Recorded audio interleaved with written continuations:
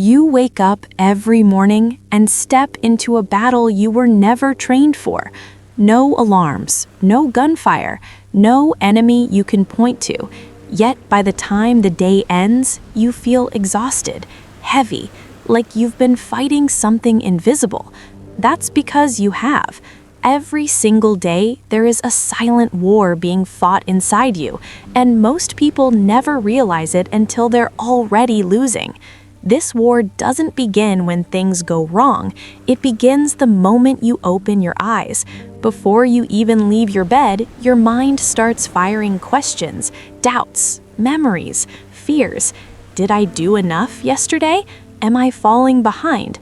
Why does everyone else seem to move forward while I stay stuck? These thoughts don't shout, they whisper, and that's what makes them dangerous. No one ever told you this war would be quiet. There are no dramatic moments where everything explodes at once. Instead, it's slow, it's subtle. It steals from you a little at a time, a little confidence here, a little energy there, until one day you look at your life and wonder how you ended up so far from who you wanted to be.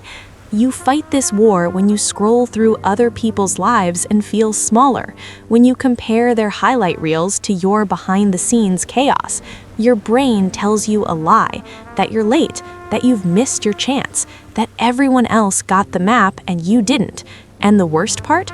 You start believing it. Every day you fight your own thoughts, thoughts that replay old failures like a broken film, thoughts that remind you of things you should have said, chances you should have taken, risks you avoided. Your mind becomes a courtroom where you are both the defendant and the judge, and the verdict is almost always guilty. But here's what no one tells you. This war isn't proof that you're weak, it's proof that you care.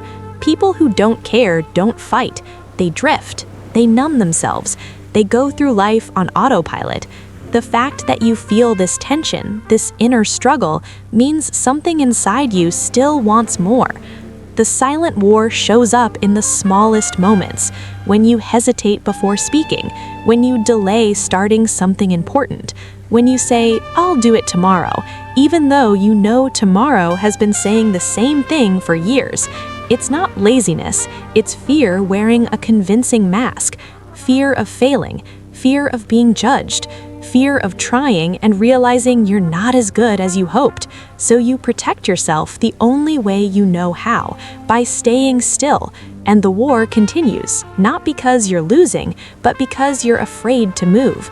At night, when the world goes quiet, the war gets louder. That's when your thoughts stop hiding.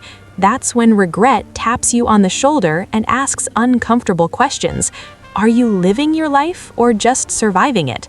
Are you becoming who you said you would be, or just who it's easiest to be? This war is exhausting because you fight it alone. From the outside, people see you functioning, working, smiling, showing up. They don't see the battles in your head. They don't hear the conversations you have with yourself at 3 a.m. They don't know how much strength it takes just to keep going. But here's the turning point most people never reach. The war isn't won by silencing your thoughts. It's won by understanding them. Your mind isn't your enemy.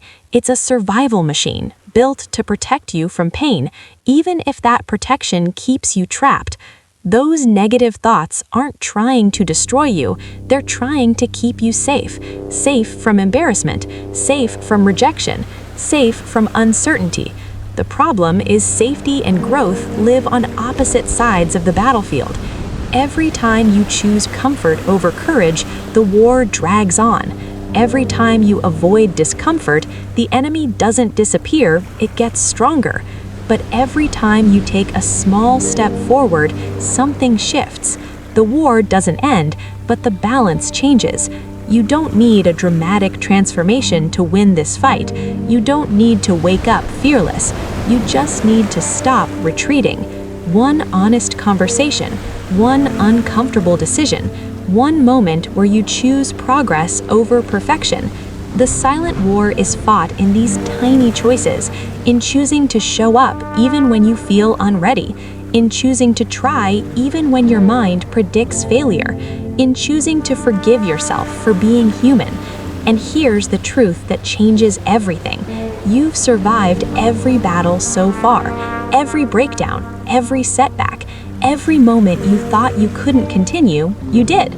Not because you were confident, not because you had it all figured out, but because something inside you refused to quit. That part of you is still there, quiet, patient, waiting for you to notice it. This war doesn't end with victory music or applause. It ends with peace, with self-trust, with the moment you stop seeing yourself as the problem and start seeing yourself as the fighter. So tomorrow morning, when you wake up and feel that familiar weight, remember this: you are not broken. You are not behind. You are not weak for struggling. You are in the middle of a war most people never talk about. And the fact that you're still standing means you're not losing. You're learning how to win.